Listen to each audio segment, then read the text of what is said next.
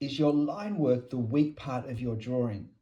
And not all lines are created equal. Some lines carry more weight as to how our drawing looks, the effect it has. When we have lots of even, fairly dark, fairly solid lines, the overall effect can be very flat, almost cartoon-like. And yet, when we get our lines right, and particularly the lines that count most, then our drawings can have a vastly improved effect. They can capture much more of the feel of the subject. And the lines that count most are the edging lines, the lines that separate, define, contain key elements of our drawing. Here we have all the lines drawn pretty much the same way, and this is how that looks. When we pay attention to the edges, we can create far more subtle, interesting, effective drawings. Let me highlight some places where to concentrate on the edges and to draw them differently, perhaps to how you're drawing them at the moment, could really transform your drawings. And we'll start with this one.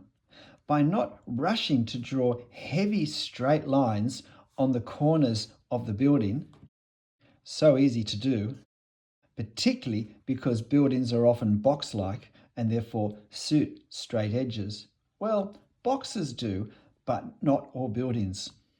Here, where we have large stone blocks, the sense of separate blocks stacked on each other that create a certain pattern down the edge, a certain rhythm of shape, of line, of light and dark, of shadows and so forth, is better represented not with a heavy, solid, straight line, which creates visually a very different effect to the one we have in life, but a series of lines that correspond to the stone blocks.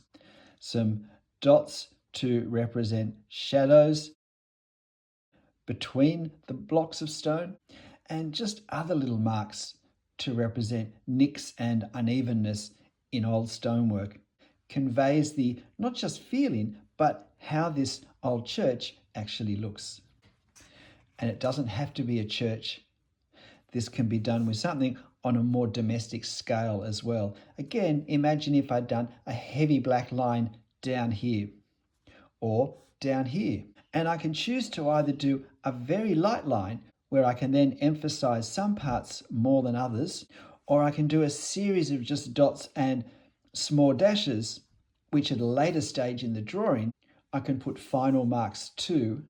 Imagine if this line here were a dark, heavy line, it would totally have thrown out the feeling that this wall is moving away and that this corner is further away than this one. And if we look at this grass pathway, again, imagine if I had heavy straight lines, which approximately shows what's in the reference, which in many ways would approximate what was in the photo, but it would give us a look, something like this, far more cartoon-like and far less capturing the sense of realism.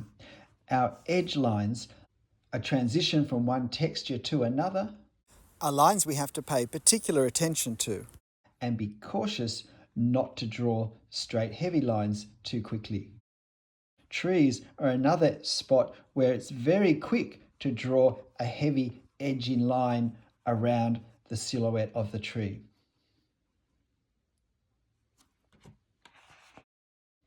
And yet again, it doesn't always do great justice for the tree to create a sense of realism than if we take a lighter, more considered option. And it's not that this is the way to do it, but what's going to be the best series of marks to create the effect of my reference.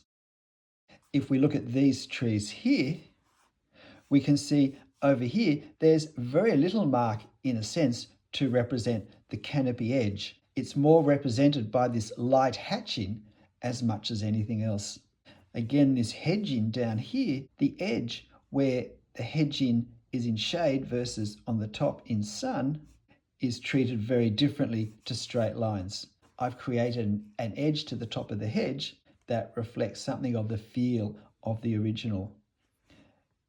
This thatching, again, straight line, straight line, straight line, solid line, would have created a very different effect, wouldn't have captured the slight unevenness of the thatching, and particularly on this edge where it's more weathered than in other parts. Imagine a solid line here, heavy solid line, would have come forward as well instead of sitting back. But it's not just leaves where we need to pay attention to lines. So often with tree trunks, it's easy to do the edges, to do an outline down one side in a long snaky line and then down the other side in a long snaky line and end up with, well, a smooth cylinder in effect.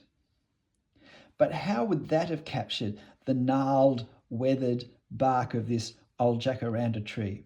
How would that have captured the profile that we see at the edges as a way of reinforcing the surface texture that we then draw in between the two sides? What we have down the sunlit side is more a series of dots and small dashes, if anything. And again, it's not that this is the way you do it, but this was the way to capture the edges of this particular tree in this particular light. There is no way to do it. The strength in drawing is being aware of all the different effects we can create with our marks and then having them more to choose from when we're looking at a reference, whether it's in front of us or a photo. Again, I resisted the urge to do a straight line along the bottom because that wouldn't have captured the feel of the grass coming up around the base of the tree. When we have large blocks of stone, it can be very tempting to do straight lines in between the coarse work because, well, that's how it looks. And in many ways it does. But it's not going to capture the visual impression of the lines between the blocks or the degree to which visually they impact us when we see how much we notice them in life. That should be how much we notice them in our drawing. We can draw them in a way, if we're not careful, that they dominate our drawing more than they do in life.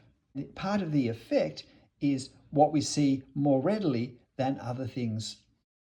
Weathered stone has its own characteristics, and solid straight lines down this small architectural structure would not have captured the 200 years of exposed weathering of this relatively soft sandstone, as well as the little nicks and chips taken out of it.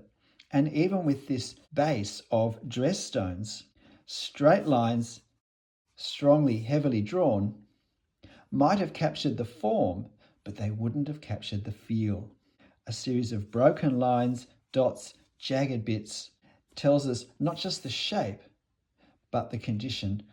When it comes to natural rocks and natural rock weathering, a straight line can be a hard edge, can be an appropriate way to draw it because rocks can break off and have a sharp, jagged edge. But often rocks are weathered on these edges. That creates a very different appearance. It causes the light to fall in a different way than if it were a hard edge. And what we need to find is marks that will create that effect. Rushing to draw a straight line as if we're drawing some sort of irregular prism is not going to capture the effect of weathering. It doesn't matter whether the rocks have been weathered by nature or by human use.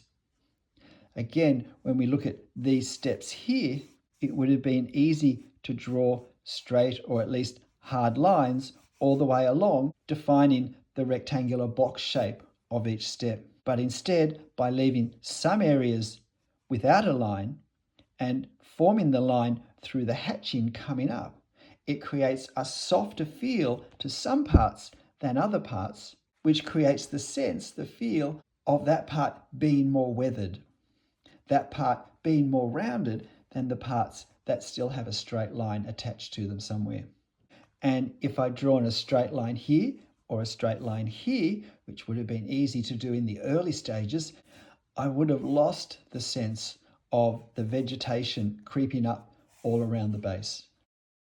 With these birds, imagine if I'd done a heavy outline around the tops of them instead of light lines of variable thickness where the sunlight hits them. On this edge, not just does the sunlight hit, which creates visually a different feel, but this surface is rolling away from us into the other direction, which creates a very fine edge, an almost indistinct edge in some ways, as opposed to an underside where there's shadow and shade happening.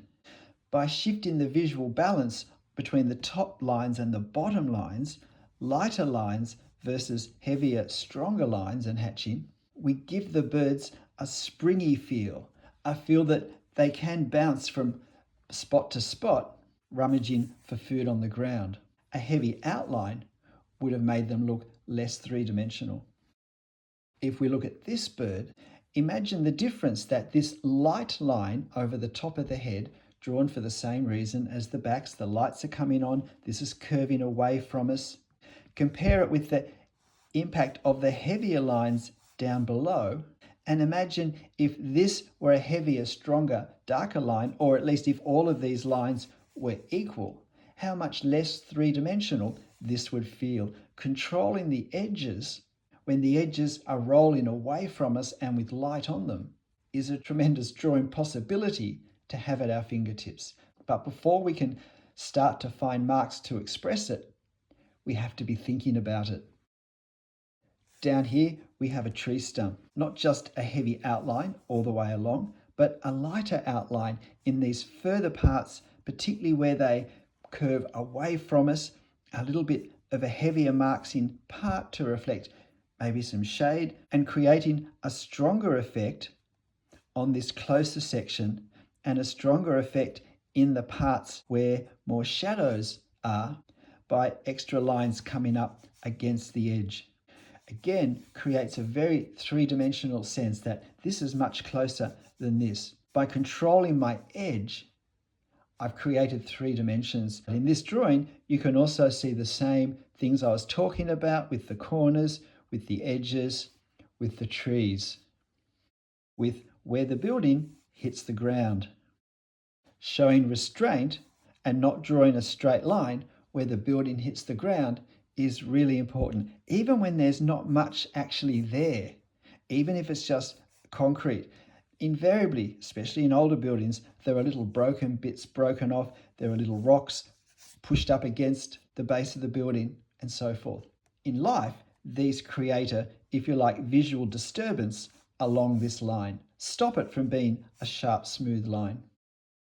And when we don't draw a heavy straight line, but seek to capture what's there, it provides much more interest and contrast to those areas of our drawing where a heavier straight line is an appropriate way to capture the effect of what we're looking at. Imagine the impact on this mountain scene if this line here was a heavy silhouette edge line that I'd drawn in at the very start of drawing the mountains. Instead of trying to capture the weathered feel of these curving sections of rock as they move upwards further away from us, as well as further away from us back towards the horizon.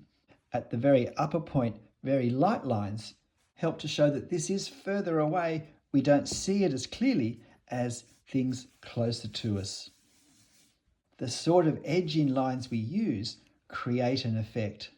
And if we draw them quickly at the start, then there's nowhere to go later on in our drawing to create a more subtle, more sophisticated, more compelling, more realistic effect. We couldn't have even begun to think about drawing this scene if outlining shapes was our way of thinking.